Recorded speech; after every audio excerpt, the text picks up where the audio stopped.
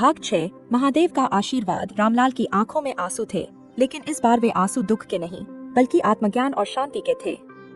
उसे अब समझ आ चुका था कि जीवन में सच्चा सुख केवल धन संपत्ति से नहीं बल्कि संतोष, वर्तमान में जीने और दूसरों की खुशी में अपना सुख खोजने से मिलता है।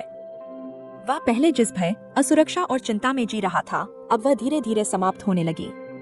उस दिन के बाद से रामलाल ने अपने जीवन को पूरी तरह बदल दिया। उसने अपने नौकरों को केवल काम करने वाले हाथों की तरह नहीं बल्कि परिवार का हिस्सा समझना शुरू किया। वह उनके दुख सुख में सहभागी होने लगा, उनकी आवश्यकताओं का ध्यान रखने लगा। गरीबों की सहायता करना उसका नियम बन गया। वह भूखों को भोजन कराता, जरूरतमंदों को वस्त्र देता और अपने व्यापार में भी ईमानदारी बनाए रखता। परिवार के साथ बिताए जाने वाले समय को उसने सबसे महत्वपूर्ण बना लिया।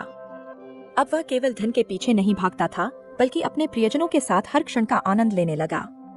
उसके मन का भय समाप्त हो गया, उसकी रातों की नींद वापस आ गई और सबसे महत्वपूर्ण बात, अब वह सच में सुखी महसूस करने लगा।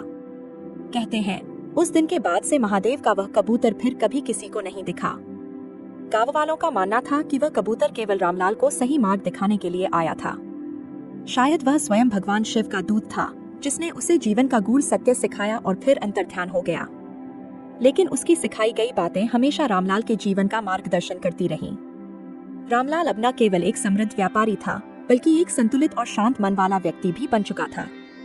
उसने जाना कि सच्चा सुख बाहर नहीं बल्कि हमारे भीतर ही है, बस उसे समझने की जरूरत होती है। सीख 1। संतोष ही असली सुख है। 2। भविष्य की चिंता में वर्तमान को न गवाएं। 3। सच्चा सुख दूसरों की भलाई में है। प्रिय दर्शकों, जो इन 3 बातों को समझ लें, वही जीवन में वास्तव में सुखी हो सकता है।